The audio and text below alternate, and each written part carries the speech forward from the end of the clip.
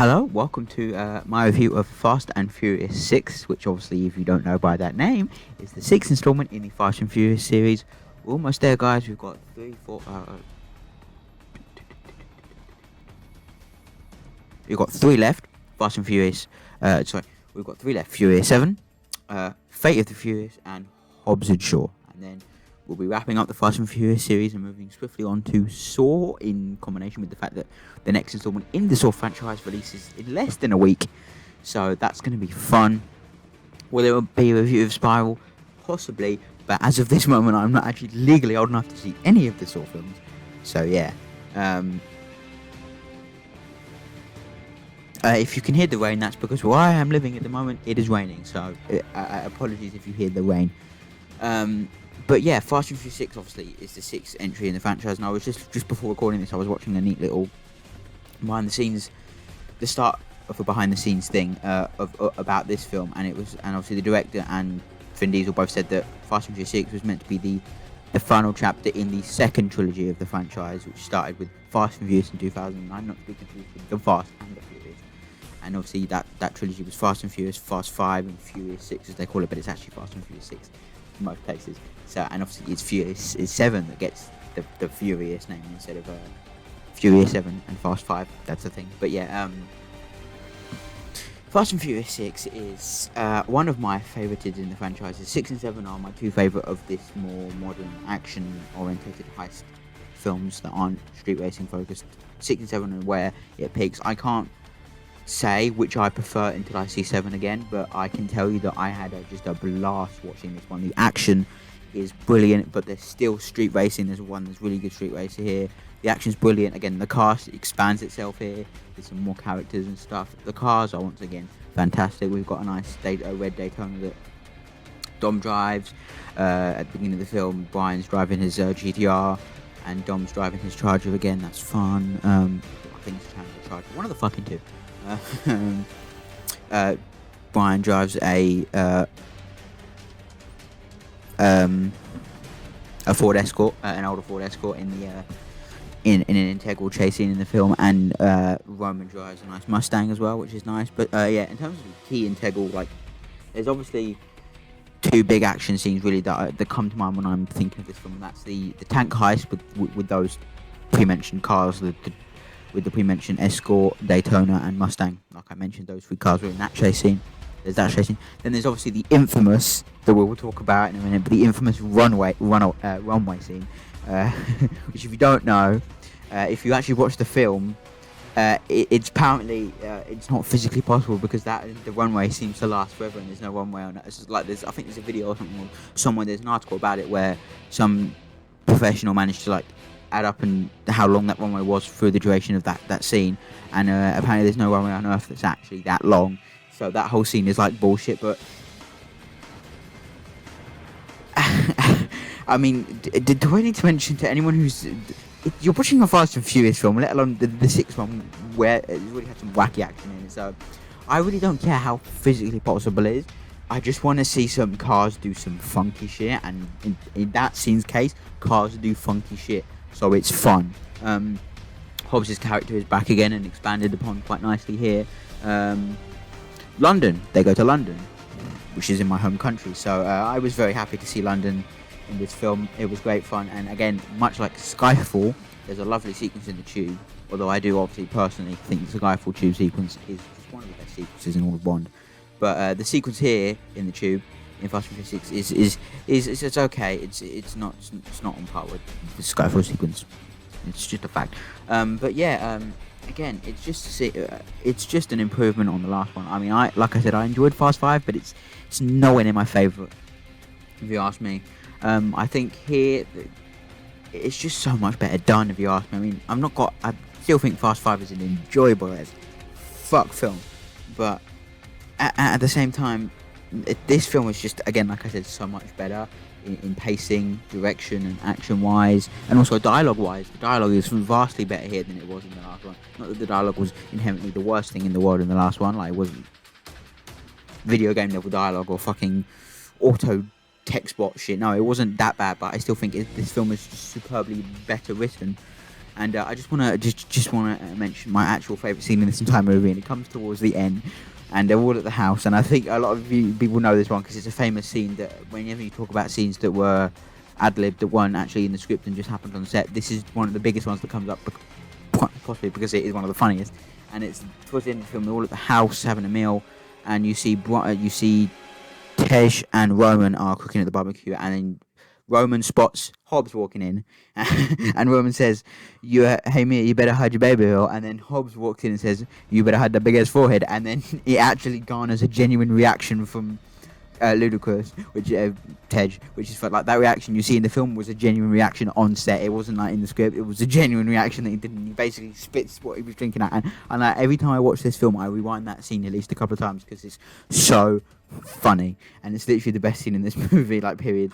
But yeah, this was, I remember very vividly, some story time here, I suppose. I remember seeing this one in cinemas. 2013 was like a year where I really saw quite a few movies. I saw Iron Man 3, Thor: The Dark World, Fast and Furious 6. I'm pretty sure I saw more than that. Puss in Boots, I think, came that year. It was a really shit film, but I still saw it. But I remember seeing lots of really good big movies then, and this was one of them. And I also remember the DVD copy I have in my hand was bought in 2013 when it first came out on shelf. So I have like it is a first edition, really. It is a first edition DVD of Fast and Furious 6, but it's not in the same first edition way that books are and stuff. It's just the first print version of it. But yeah, and I do remember the day I walked into my local Sainsbury's and they had banners everywhere, and they had like Fast and Furious flags, like paper flags that you could pick up that had Fast and Furious 6 on it. And I was in there with my aunt, and I bought this DVD, and I had a flag. And I remember going up the escalator and getting in the car and having this DVD and a flag in my hand that said Fast and Furious 6, and they were just driving along the road waving the Fast and Furious 6 flag out the window. But yeah, that's fun. Yeah, again, I like I said, I've always enjoyed this film, and it's had so far better action, better cars. It's just again, all the scenes with Tej and Roman are just more top notch. Tej and Roman are just the best comedy value in these films, and they are fucking brilliant, and it's just hilarious. But like I said, the scene at Interpol was quite one of the earlier scenes in London where they're racing through the streets of London and they go to Interpol and all those lovely things. That's brilliantly fun as well. Again, it's overall a really solid film in this franchise, and 7 adds on top of that while also being respectful to certain events that happened during the filming of that film that I probably should mention now because it will bring this review down, but obviously we'll talk about that in the next one. But yeah, music wise here we have the soundtrack songs and stuff is good. The Return of Bandalos by Don Omar is Don Omar, is back here. Also a lovely original song by Wiz Khalifa and 2 Chainz called We Own It, which is a brilliant song. I actually, fun fact about that song, in 2020, or no, 2019, something like that. But I was in my English class, and at the end of my English class, the teacher used to allow us each week or each day even, one person would pick a song, and obviously every day, our class was like about 4 or 5 people, and each day it would change rotation between people, and it was my day, and I actually picked We Own It by 2 Chainz and Wiz Khalifa played it, and I just expected everyone to just be like, it's a song, but the teacher actually said that it's actually, for English, is quite a good song, because the lyrics are 1, and then it goes 1, 2, 3, and ABC, not like that, but 1 shot, 2 strikes, and 3 strikes like that, and like, it's a really, lyrically, it's a good song for English, so that was something that I didn't expect from a Fast and Furious film, but there you go. But score-wise is another one that we need to talk about, because this is the first installment since Tokyo Drift to not have an original score by Brian Tyler, because at the time he was too busy with Iron Man 3 and Thor: The Dark World, so he couldn't commit to Fast and Furious 6. So instead we have, when you look at like the score and stuff and mentions and stuff, it says themes by Brian Tyler, so he wrote some of the themes but he didn't actually do it, and the music was by a composer called Lucas Vidal, who today is the only original score since Tokyo Drift to not actually be released.